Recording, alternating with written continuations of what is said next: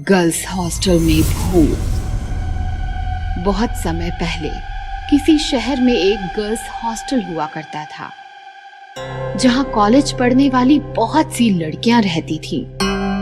एक दिन उस हॉस्टल में अमेरिका से मोनिका नाम की एक NRI लड़की रहने के लिए आई। मैं अमेरिका से आई हूँ, मुझे यहाँ रहने के लिए एक रूम चाहिए। कितने दिन के लिए? जब तक मेरी पढ़ाई खत्म नहीं हो जाती तब तक के लिए। अब मोनिका बाकी लड़कियों के साथ हॉस्टल में रहने लगी। एक दिन मोनिका रात के समय अपने रूम में सोने ही लगी थी कि तभी उसे कुछ आवाज आई। उसने बाहर आके देखा तो वहाँ कोई नहीं था। यह तो कोई नहीं है। अगले दिन वो कुछ लड़कियों के साथ बैठी बातें कर रही थी।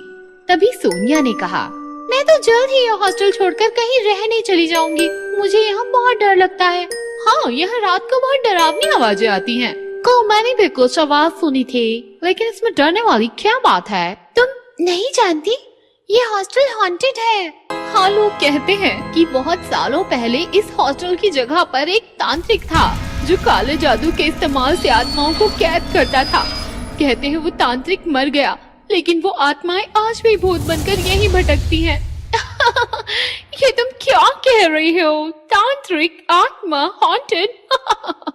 ये सच है मोनिका, हम सब जल्द ही यहाँ से चले जाएंगे। तुम भी हमारे साथ चलो। भूत वूत जैसा कुछ नहीं होता, मैं कहीं नहीं जाऊंगी। इस तरह मोनिका ने बाकी लड़कियों की बात को मजाक में उड़ा दिया। उसी रात मोनिका अपने कमरे में सो रही थी, तभी उसे बाहर से कुछ आवाजें आई और वो उठकर बैठ गई। लगता है वो भूत फिर आ गया। उसने कमरे से बाहर आकर देखा तो वहाँ कोई नहीं था। लगता है वो भूत ही मुझसे डर गया।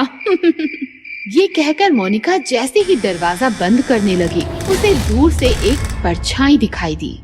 ये किसकी परछाई है? वो परछाई के पीछे चल दी। जैसे जैसे वो परछाई की तरफ जा रही थी, परछाई उससे दूर होती जा रही थी। फिर अचानक परछाई बहुत बड़ी हो गई।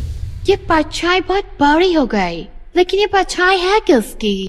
ये सोचकर वो परछाई की तरफ भागने लगी। भागते भागते वो हॉस्टल की खुली छत पर आ गई। खुली छत पर आते ही परछाई गायब हो गई। ये परछाई कहाँ गायब हो गई? चलो, उसे जहाँ जाना था चली गई, मैं जाकर सो जाती हूँ। और ऐसे एक बार फिर मोनिका हॉस्टल में रात को होने वाली हलचल को अनदेखा कर अपने कमरे में आकर सो गई।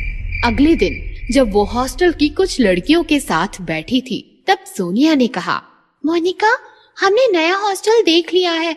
हम सभी कल सुबह वहाँ शिफ्ट हो जाएंगे। क्या तुम लोग सच में ये हॉस्टल छोड़ के जा रहे हो? हाँ, यहाँ रहे तो हमें वो भूत मार देगा। मैंने तुमसे कितनी बार कहा है, ये भूत वूत जैसा कुछ नहीं होता, लेकिन तुम लोग मेरी बात मानते ही नहीं हो। मोनिका, वो सब हमें नहीं पता। हम कल सुबह यहाँ से शिफ्ट होंगे। अगर तुम्हारा मन बन जाए तो तुम भी आ जाना। एक बार फिर मोनिका अपने कमरे में सो रही थी, तभी एक बहुत बड़ा और भयानक भूत उसके सामने आ गया। मोनिका, आंखें खोलो, देखो तुमसे मिलने कौन आया है। कौन है? अचानक इतने डरावने भूत को अपने सामने देखकर मोनिका डर गई। तुम कौन हो? और मेरे कमरे का दरवाजा तो बंद था, तुम अंदर कैसे आए? मैं भूत हूँ और कोई दरवाजा हम भूतों को नहीं रोक सकता। भूत! 2 दिन से मैं तुम्हें यकीन दिला रहा हूँ कि तुम इंसानों की तरह हम भूत भी असली होते हैं, लेकिन तुम हमारा मजाक उड़ा रही हो। तो मैंने सोचा आज मैं तुम्हें भूतों से मिलवा ही देता हूँ।